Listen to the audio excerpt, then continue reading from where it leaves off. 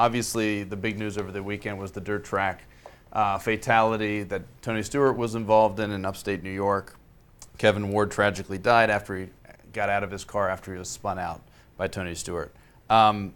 What's next for Tony Stewart and NASCAR, and what do you actually sort of attribute to this accident, big picture? Well, I can't get into Tony Stewart's head. I don't know what was going on at that moment that he hit Kevin Ward Jr.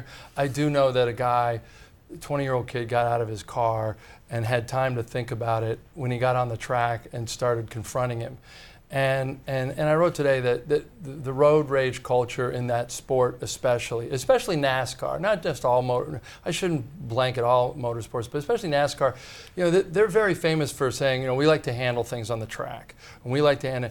And a lot of guys that get into it in the pit garages, there are often no fines and no suspensions. Only when there's a video camera and it looks bad on television does a guy see a $10,000 to $50,000 fine. And so the notion is, you know, this is part of racing, and we get, you know, you get angry, you get after it.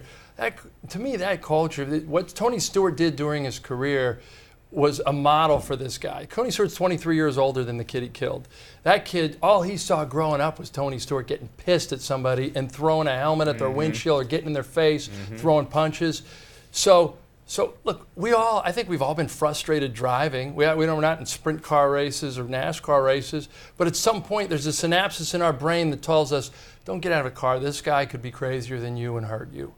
And for him to, you know, I really do blame a culture more than I blame what a guy's just genuine action. Because tons of guys do that. He just happened to be the guy that got run over. That's right. And the rivalries have to be good. The rivalries that, you know, when those incidents are caught on camera have to be good for ratings for NASCAR. So there's a dichotomy there. There's a WWE quality to it. There is. I mean, Scott, do you expect, you know, what do you expect the fallout to be? Obviously, it's still very early. The investigation's ongoing. NASCAR, it wasn't even a NASCAR race. So sponsors to NASCAR and Tony Stewart specifically have mostly been mummed to this point. Do you expect that to stay the same going forward? Well, I mean, the first thing I saw when I saw the video and saw Kevin Ward get out of the car was this is the type of thing that Tony Stewart does. This is this is part of the culture. This is Tony Stewart going on Tony Stewart. And sponsors, I think people speculating about sponsors, partly because Stewart's reputation precedes him. This is not an isolated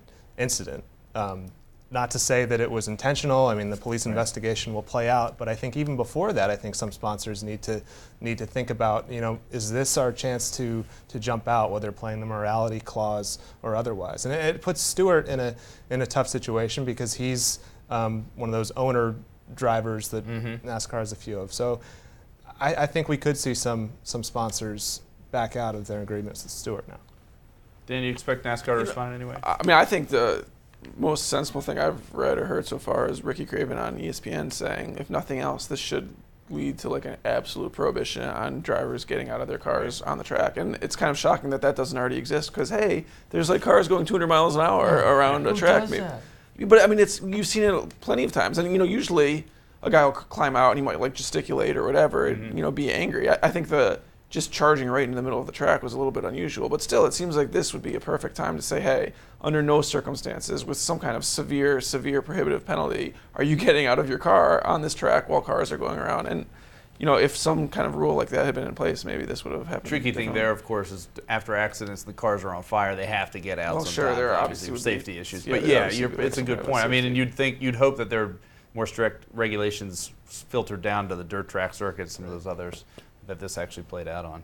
But yeah, I mean, I think that I don't really link this necessarily with two guys like shouting at each other in pit road after the race. This is like, I mean, a pretty clearly dangerous situation to anyone who was watching it. Even if this kid hadn't gotten hurt, it looked just and several cars missed him before. You know, he was close to several cars.